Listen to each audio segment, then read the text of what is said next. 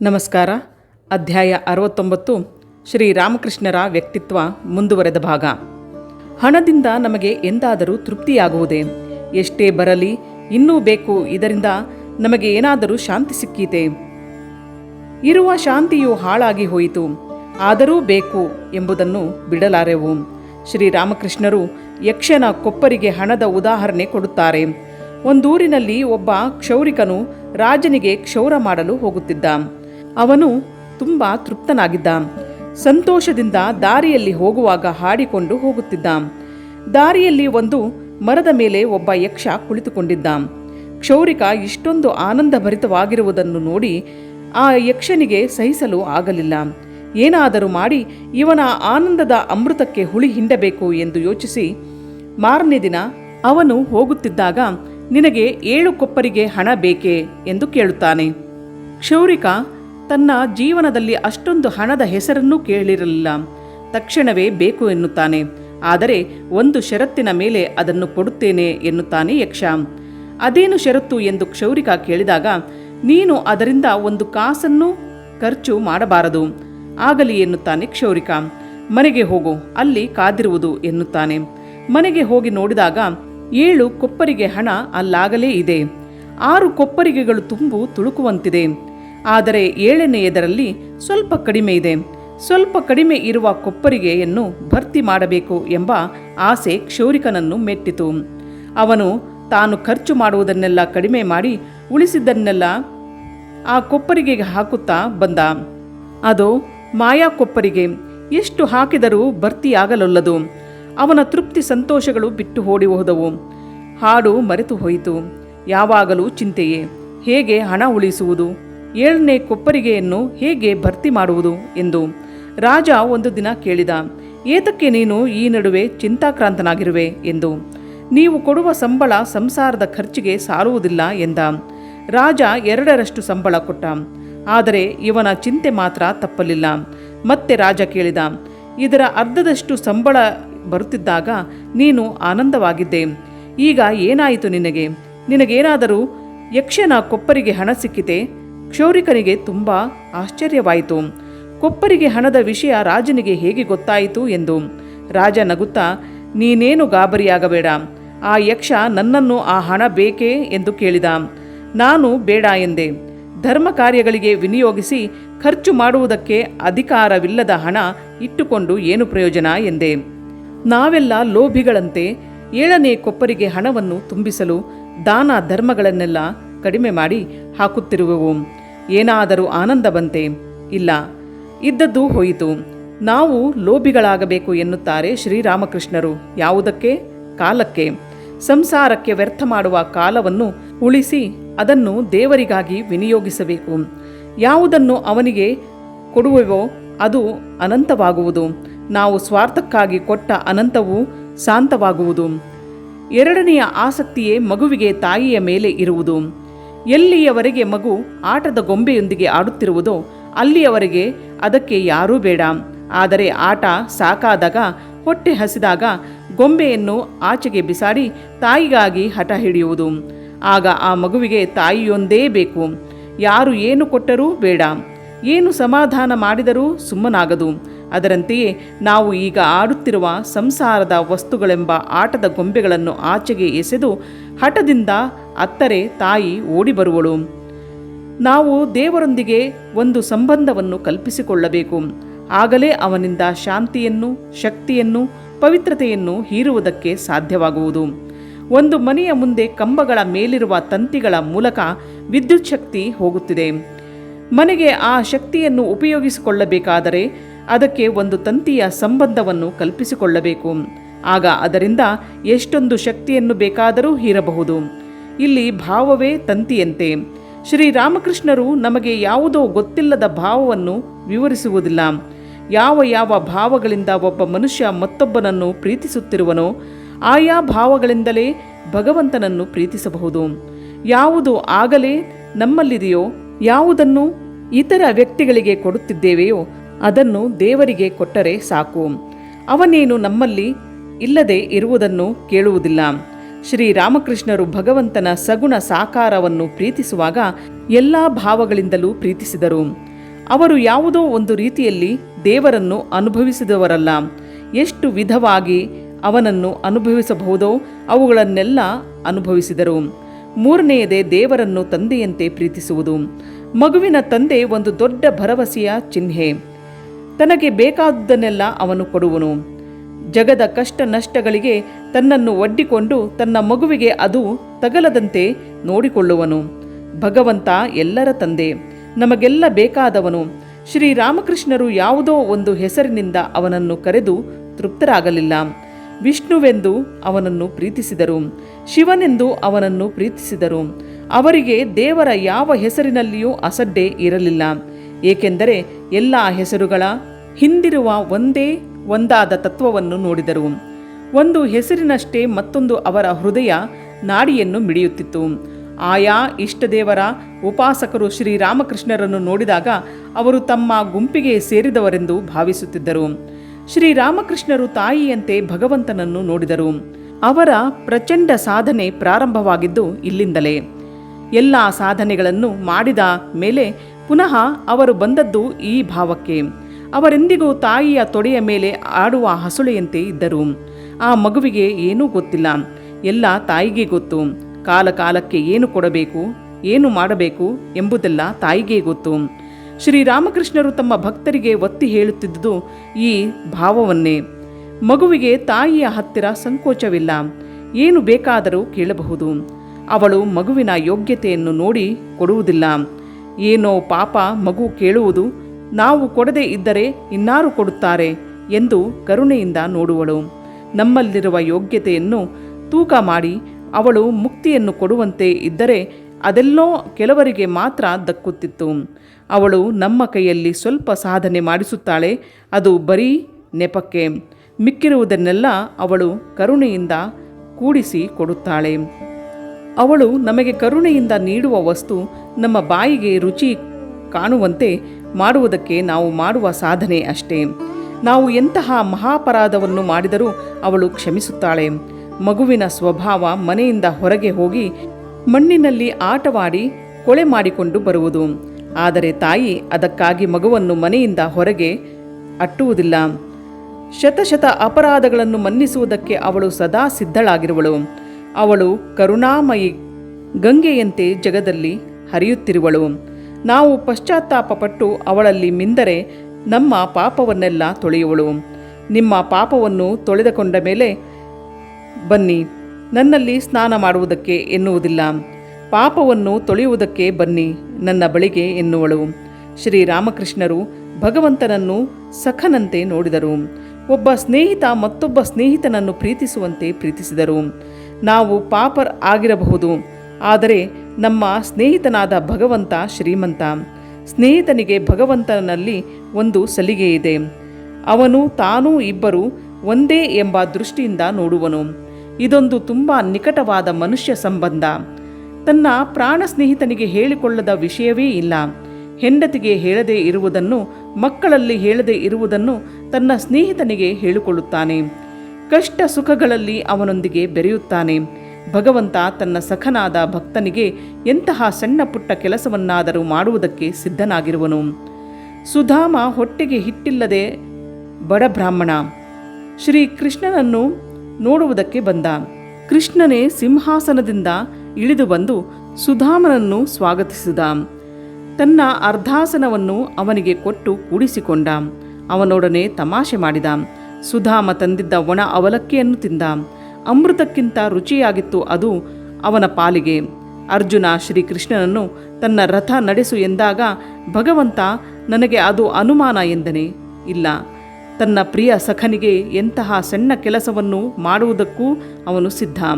ತನ್ನ ಪ್ರಿಯ ಸಖರಾದ ಪಾಂಡವರು ರಾಜಸೂಯ ಯಾಗದಲ್ಲಿ ಶ್ರೀಕೃಷ್ಣನಿಗೆ ಯಾವ ಕೆಲಸ ಕೊಟ್ಟರು? ಬಂದ ಅತಿಥಿಗಳ ಅಭ್ಯಾಗತರ ಕೈಕಾಲು ತೊಳೆದು ಒಳಗೆ ಕರೆದುಕೊಂಡು ಹೋಗಿ ಕುಳ್ಳಿರಿಸುವ ಕೆಲಸವನ್ನು. ಯಾವ ಭಗವಂತನಾದ ಶ್ರೀಕೃಷ್ಣ ಬರುವುದನ್ನು ದೂರದಿಂದ ನೋಡಿದರೆ ರಾಜಾದಿರಾಜರು ಸಿಂಹಾಸನದಿಂದ ಎದ್ದು ಬರುತ್ತಿದ್ದರೋ, ಮಹಾಜ್ಞಾನಿಗಳು, ಯೋಗಿಗಳು, ಮುನಿ ಪುಂಗವರು ಯಾರಿಗೆ ತಲೆ ಬಾಗುತ್ತಿದ್ದರೋ ಅಂತಹವನು ತನ್ನ ಸಖರಾದ ಪಾಂಡವರಿಗಾಗಿ ಎಂತಹ ಕೀಳು ಕೆಲಸವನ್ನು ಬೇಕಾದರೂ ಮಾಡಲು ಸಿದ್ಧನಾಗಿದ್ದನು. ಶ್ರೀರಾಮಕೃಷ್ಣರು ತಾವು ತಾಯಿ, ಭಗವಂತ, ತಮ್ಮ ಮಗು ಎಂಬ ವಾತ್ಸಲ್ಯ ಭಾವದ ಆನಂದವನ್ನು ಅನುಭವಿಸಿದರು. ಜಟಾಧಾರಿ ಎಂಬ ಬಲರಾಮನ ಭಕ್ತ ಅವರ ಬಳಿಗೆ ಬಂದಾಗ ಆ ಬಲರಾಮ ಶ್ರೀರಾಮಕೃಷ್ಣರಿಗೆ ಅಂಟಿಕೊಳ್ಳುತ್ತಾನೆ.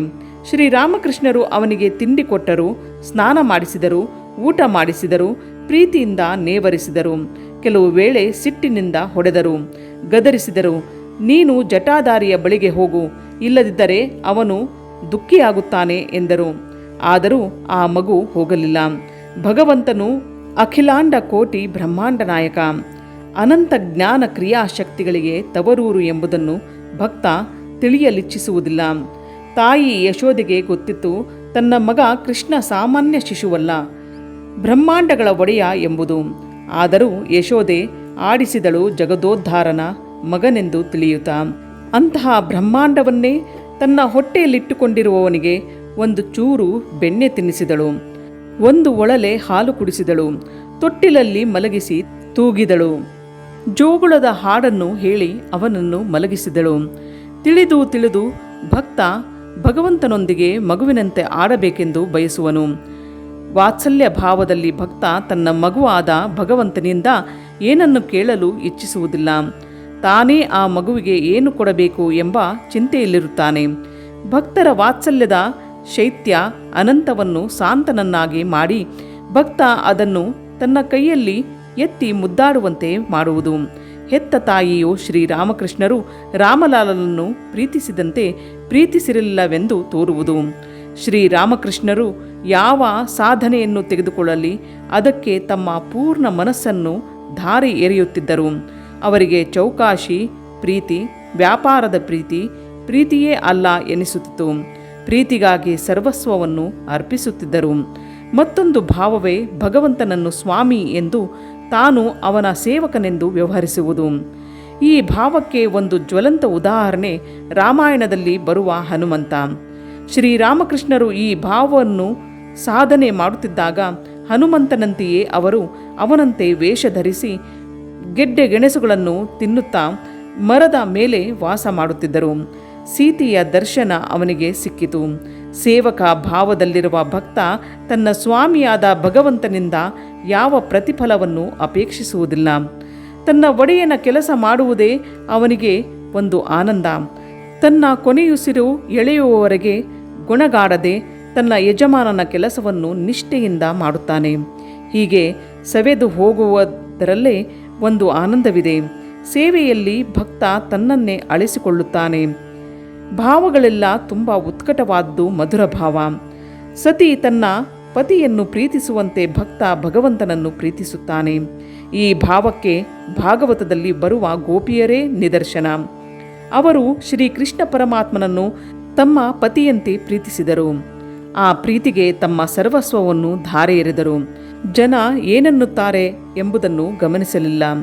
ಆ ಗೋಪಿಕೆಯರಿಗೆ ಶಾಸ್ತ್ರ ಗೊತ್ತಿರಲಿಲ್ಲ, ಆದರೆ ಮನಸಾರೆ ಪ್ರೀತಿಸುವುದೊಂದೇ ಗೊತ್ತಿತ್ತು.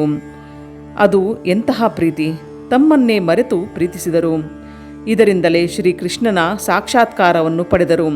ಅವನೇ ಜಗತ್ತಿನಲ್ಲೆಲ್ಲ ತುಂಬಿ ತುಳುಕಾಡುತ್ತಿರುವವನು ಎಂಬುದನ್ನು ಅರಿತರು. ಕೃಷ್ಣಮಯವಾಯಿತು ಅವರಿಗೆ ಈ ಜಗತ್ತೆಲ್ಲ. ಶ್ರೀರಾಮಕೃಷ್ಣರು ಈ ಭಾವವನ್ನು ಆರೋಪ ಮಾಡಿಕೊಂಡಾಗ ಗೋಪಿಯರಂತೆ ಸೀರೆ ಉಟ್ಟರು, ಒಡವೆ ತೊಟ್ಟರು. ಅವರಂತೆ ನಡೆಯುವುದು, ನುಡಿಯುವುದು, ಹಾವ ಭಾವ ವಿಲಾಸಗಳಿಂದ ತನ್ಮಯರಾದರು. ಆಗ ಅವರಿಗೆ ರಾಧೆಯ ಮತ್ತು ಶ್ರೀಕೃಷ್ಣನ ದರ್ಶನವಾಗುವುದು. ಶ್ರೀರಾಮಕೃಷ್ಣರು ಜನರಿಗೆ ಹೀಗೆ ಮಾಡಿ ಎಂದು ಹೇಳುವುದಕ್ಕೆ ಮುಂಚೆ ಅದರಂತೆ ತಾವು ತಮ್ಮ ಜೀವನದಲ್ಲಿ ಅದನ್ನು ಮಾಡುತ್ತಿದ್ದರು.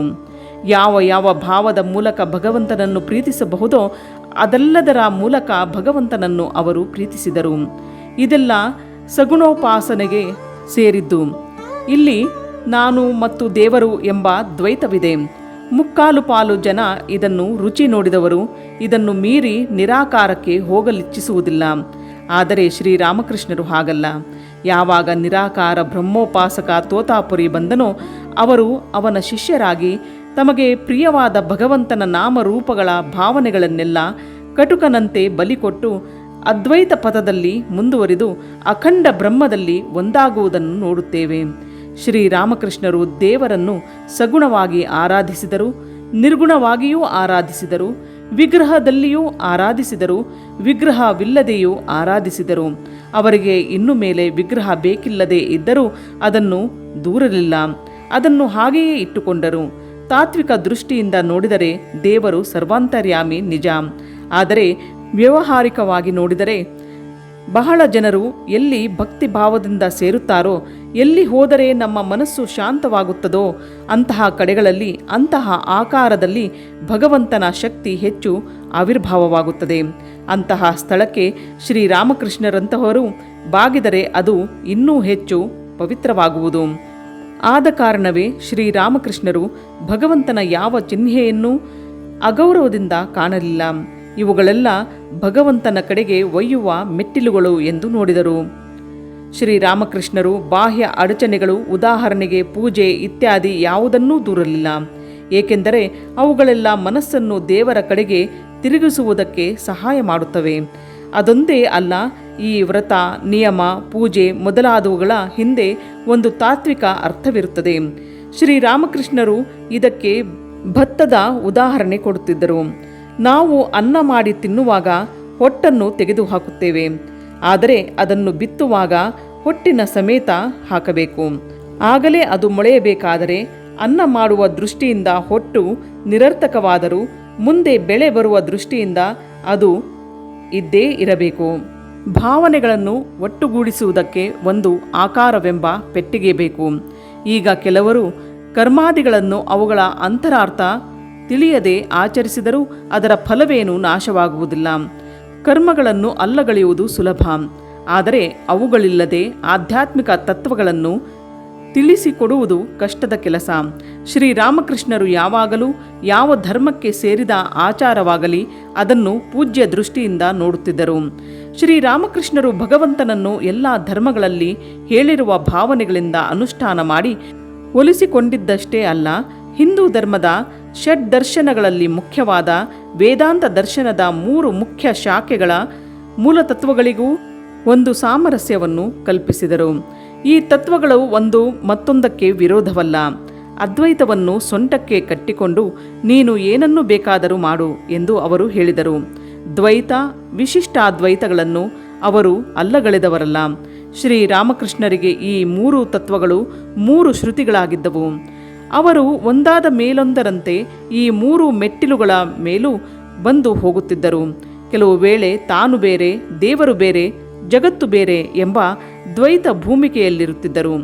ಮತ್ತೆ ಕೆಲವು ವೇಳೆ ತಾವು ಅಂಶವೆಂದು, ಭಗವಂತ ಪೂರ್ಣವೆಂದು ವಿಶಿಷ್ಟಾದ್ವೈತ ಭೂಮಿಕೆಯಲ್ಲಿ ಇರುತ್ತಿದ್ದರು. ಮತ್ತೆ ಕೆಲವು ವೇಳೆ ದೇಶಕಾಲ ನಿಮಿತ್ತವನ್ನು ಮೀರಿ ಹೋಗಿ ಸಚ್ಚಿದಾನಂದ ಬ್ರಹ್ಮನಲ್ಲಿ ಒಂದಾಗಿ ಅದ್ವೈತಿಗಳಾಗುತ್ತಿದ್ದರು. ಅವರಲ್ಲಿ ಈ 3 ತತ್ವಗಳು ಪರಸ್ಪರ ವೈರವಿಲ್ಲದೆ ಇದ್ದವು. ಯಾರಿಗೆ ಯಾವುದರ ಮೇಲೆ ಅಭಿರುಚಿ ಇರುವುದೋ ಅದನ್ನು ಇಟ್ಟುಕೊಂಡಿರಲಿ, ಆದರೆ ಇತರ ತತ್ವಗಳನ್ನು ದೂರದಿರಲಿ.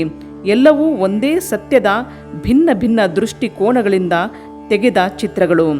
ಹೀಗೆ ಶ್ರೀರಾಮಕೃಷ್ಣರು ಮೂಲ ದಾರ್ಶನಿಕ ತತ್ವಗಳಲ್ಲಿ ಸಾಮರಸ್ಯವನ್ನು ಕಲ್ಪಿಸಿದಂತೆ ಯೋಗಗಳಲ್ಲಿಯೂ ಒಂದು ಸಮನ್ವಯವನ್ನು ತಂದರು. ಅವರು ಜನರಿಗೆ ಸಾಮಾನ್ಯವಾಗಿ ಬೋಧಿಸುತ್ತಿದ್ದು ಭಕ್ತಿಯೋಗ. ಈ ಕಲಿಯುಗಕ್ಕೆ ಅದೇ ಸುಲಭವಾದ ದಾರಿ ಎನ್ನುತ್ತಿದ್ದರು. ಒಬ್ಬ ಭಕ್ತಿಯ ಮಾರ್ಗದಲ್ಲಿ ನಡೆದುಕೊಂಡು ಹೋದರೆ ಅವನಿಗೆ ಜ್ಞಾನ ಬರುವುದಿಲ್ಲವೆಂದಲ್ಲ. ಭಕ್ತಿಯ ಹಾದಿಯಲ್ಲಿ ಮುಂದೆ ಮುಂದೆ ನಡೆದುಕೊಂಡು ಹೋದರೆ ಹಿಂದಿನಿಂದ ಜ್ಞಾನ ಅವನನ್ನು ಹಿಂಬಾಲಿಸಿಕೊಂಡು ಬಂದೇ ಬರುವುದು. ಆದರೆ ಒಂದು ಮುಂದೆ ಮತ್ತೊಂದು ಹಿಂದೆ ಅಷ್ಟೇ. ಗೃಹಸ್ಥರಿಗೆ ಕರ್ಮಯೋಗವನ್ನು ಹೇಳುತ್ತಿದ್ದರು. ನಮ್ಮ ಪಾಲಿಗೆ ಬಂದ ಕೆಲಸವನ್ನು ಫಲಾಪೇಕ್ಷೆ ಬಿಟ್ಟು ಭಗವಂತನಿಗೆ ಅರ್ಪಿತವಾಗಲಿ ಎಂಬ ದೃಷ್ಟಿಯಿಂದ ಮಾಡಬೇಕು. ಕೆಲಸ ಮಾಡುವಾಗ ಅನಾಸಕ್ತಿ ತೈಲವನ್ನು ಕೈಗೆ ಬಳಿದುಕೊಂಡು ಮಾಡಬೇಕು. ಇದಕ್ಕೆ ಹಲಸಿನ ಹಣ್ಣಿನ ಉದಾಹರಣೆಯನ್ನು ಕೊಡುತ್ತಿದ್ದರು. ಕೈಗೆ ಎಣ್ಣೆ ಸವರಿಕೊಂಡು ಹಲಸಿನ ಹಣ್ಣನ್ನು ಕೊಯ್ದರೆ ಅದರ ಅಂಟು ಕೈಗೆ ತಾಕುವುದಿಲ್ಲ. ಅದರಂತೆಯೇ ಭಗವದ್ಭಕ್ತಿ ತೈಲವನ್ನು ಕೈಗೆ ಸವರಿಕೊಂಡು ಕೆಲಸ ಮಾಡಬೇಕು. ಸಂಸಾರದಲ್ಲಿ ಹೇಗೆ ಇರಬೇಕು ಎನ್ನುವುದಕ್ಕೆ ಒಂದೆರಡು ಉದಾಹರಣೆಯನ್ನು ಕೊಡುತ್ತಿದ್ದರು. ಸಂಸಾರದಲ್ಲಿ ನೀನಿರು, ಆದರೆ ನಿನ್ನಲ್ಲಿ ಸಂಸಾರವಿರುವುದು ಬೇಡ. ನೀರಿನಲ್ಲಿ ದೋಣಿ ಇರಲಿ, ಆದರೆ ದೋಣಿಯೊಳಗೆ ನೀರು ಬರುವುದು ಬೇಡ. ಒಂದು ವೇಳೆ ಬಂದದ್ದೇ ಆದರೆ ಆ ದೋಣಿ ನೀರಿನಲ್ಲಿ ಮುಳುಗಿ ಹೋಗುವುದರಲ್ಲಿ ಸಂದೇಹವಿಲ್ಲ. ಸಂಸಾರದಲ್ಲಿರಬೇಕಾದರೆ ಶ್ರೀಮಂತರ ಮನೆಯ ಪರಿಚಾರಕ ಹೆಂಗಸಿನಂತೆ ಇರಿ ಎನ್ನುವರು. ಆ ಹೆಂಗಸು ಮನೆ ಯಜಮಾನನ ಮಕ್ಕಳನ್ನು ನನ್ನ ಹರಿ, ನನ್ನ ಕೃಷ್ಣ ಎಂದು ಮುದ್ದಿಸುತ್ತಿದ್ದರೂ ಅವಳಿಗೆ ಒಳಗೆ ಗೊತ್ತು ಆ ಮಕ್ಕಳು ನನ್ನವಲ್ಲ ಎಂಬುದು. ಹಾಗೆಯೇ ನಮ್ಮ ಸ್ವಂತ ಊರು ದೇವರು, ಈ ಪ್ರಪಂಚವೆಂಬುದು ಪರ ಊರು. ಇರುವುದನ್ನೆಲ್ಲ ಒಂದು ದಿನ ಬಿಟ್ಟು ಹೋಗಬೇಕು. ಕಟ್ಟಿಸಿಕೊಂಡು ಹೋಗುವುದಕ್ಕೆ ಆಗುವುದಿಲ್ಲ. ಇದನ್ನು ತಿಳಿದುಕೊಂಡು ಆದಷ್ಟು ನಿರ್ಲಿಪ್ತರಾಗಿ ಸಂಸಾರದಲ್ಲಿರಬೇಕು. ಶ್ರೀರಾಮಕೃಷ್ಣರು ಜ್ಞಾನಯೋಗಿಗಳೂ ಆಗಿದ್ದರು. ಆದರೆ ಅದನ್ನು ಹೆಚ್ಚಾಗಿ ಜನರಿಗೆ ಹೇಳುತ್ತಿರಲಿಲ್ಲ. ಏಕೆಂದರೆ ಅದಕ್ಕೆ ತಕ್ಕ ಯೋಗ್ಯತೆ ಇರಬೇಕು. ಯೋಗ್ಯತೆ ಇಲ್ಲದೆ ಅದನ್ನು ಆಚರಿಸುವುದಕ್ಕೆ ಪ್ರಯತ್ನಿಸಿದರೆ ಅದು ಅನೇಕ ವೇಳೆ ಅಜೀರ್ಣವಾಗುವುದು. ನಾನು ದೇಹ ಅಲ್ಲ, ಮನಸ್ಸು ಅಲ್ಲ, ಬುದ್ಧಿ ಇಂದ್ರಿಯವಲ್ಲ ಎಂದು ಹೇಳುವುದು ಸುಲಭ.